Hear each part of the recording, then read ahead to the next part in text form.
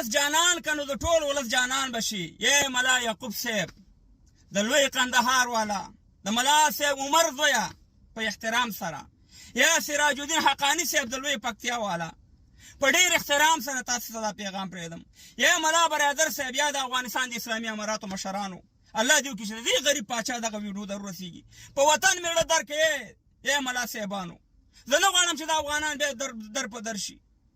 ګورئ د غازي امان الله خان د استقلال ورځ ستاسې نه ډېره مننه چې تاسې بیانونه ورکړه او دغه ورځ هم ونمانځله، خو قسم دی چې داسې ونمانځل شو په افغانستان کې لکه د مړي چې درېیمه ورځ وي. ولې زمونږ ته درې واړه د استقلال ورځې مونږ ته یو رقم ته دي. که غازي امان الله خان د انګریزانو نه اخیستې ده، که د مجاهدینو وخت کې هم د روسانو نه ازادي اخیستې ده، او که اوس هم د امریکایانو نه اخیستې ده. خو ملا برادر صاحب، ملا یعقوب صاحب، سراج الدین حقانی صاحب، دغه ځوانان چې په افغانستان کې خپل درې رنګه ملي بیرغ نشي راوچتولی، خپل دغه ملي سرود نشي غږولی، او دغه ځوانان دا ویډیوګانې ګوري چې په خارج کې په لکاو نه په میلیونهاو افغانان د کافرو په هیوادونو کې، مختلف هیوادونو کې خپل درې رنګه ملي بیرغ یې راغستی، خپل ملي سرود، او په ازادۍ کې صاحب مهربانه د افغانستان د استقلال ورځ مانځي.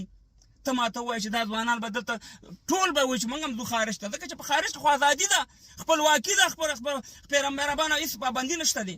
مګر په داخل د افغانستان کې چې زما د پلار نیکه وطن دی، زه خپل درې رنګه ملي بیرغ نشم اوچتولی. هلته دا عکسونه یې ما لګولي، صاحب مهربانه دلته ورپسې طالبان راوچتېږي، د ځوانانو د لاس نه ملي بیرغ علي، او صاحب مهربانه ورته وایي چې د ملي بیرغ مه اوچتوه یا ته ملي سرود مه غږوه. هو ملا یعقوب صاحب دغه سخت ملایانو ته چې نه د دغه ملي بیرغ مخالفین دي، اول ورته وایي چې دا درې رنګه ملي بیرغ چې دی، ورته دا زما د پلار نیکه ملي بیرغ دی، دا د دې افغانستان ملت د ملي بیرغ دی، دغه ملي سرود ټول افغانان غواړي. همدغه ملا ته ووایه چې په لاس کې موبایل دی، ورته چې دا موبایل حلال دی، په دې موبایل کې ته ټیک ټاک ګوري که نه ګوري، ورته په دې موبایل کې ته فیسبوک ګوري که نه ګوري، یوټیوب پکې ګوري، ټویټر پکې ګوري، عکسونه پکې وباسي، ویډیوګانې پکې، تا ته صاحب مهربانه دا حلال دی، او صاحب مهربانه ملي سرود چې دی حرام دی. قناعت ورته ورکوي. ګورئ دغه مکتبونه، دغه ملي سرود، دا ملي بیرغ، دا څو مسلې دي باید داسې حل کوي. که غواړئ چې دلته حکومت وکړئ، چې غواړئ چې دغه ځوانان تاسو سره مینه محبت پیدا کړي. ما داسې ویډیوګانې وکتلې چې صاحب مهربانه واقعا طالب را روان دی چې ملي بیرغ را سر دی، یعنې داسې حالت زموږ په وطن کې روان دي، دا د ملي بیرغ او د دې ځوانانو او د طالب په منځ کې چې خدای نخواسته یو اسرائیلي فلسطیني پسې را روان دي، صاحب مهربانه داسې حالت روان دي. ولې کوو د دې ځوانانو وروڼه تورو؟ ولې زد بازي کوو؟ ولې د یو څو اشخاصو په وجه باندې خپل نظام ته په خپله شکست ورکوو؟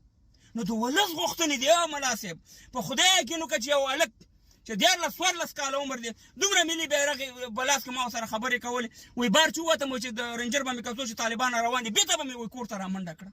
نو په دغه 14 کلن 14 کلن هلک باندې به څه تېرېږي؟ هغه دا ویډیوګانې نه ګوري په دې دنیا کې چې د افغانانو څومره ازادي ده، څومره خپلواکي وته ده.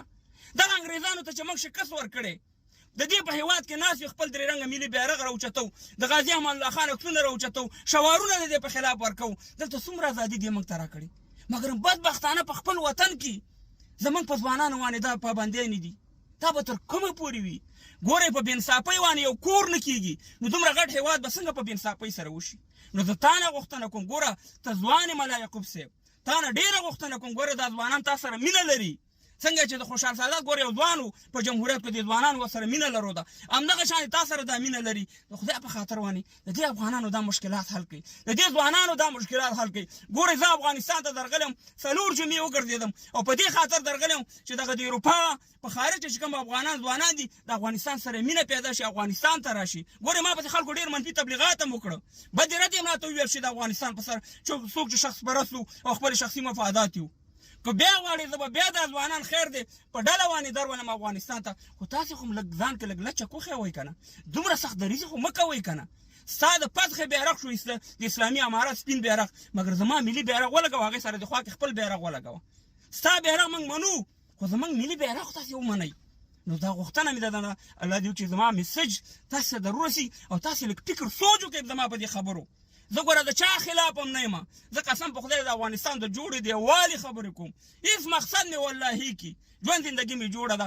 الله دې وکړي چې دې ځوانانو دغه ملي بیرغ، ملي سرود، دا د مکتبونو یو څو مسایل دي، دا تاسې حل کړئ، او دا ځوانان دا بچیان د سینې ته رانږدې کړي، نه چې تاسې نه نفرت وکړي چې مهربانه وطن پرېږدئ خارج ته راشي. خدای په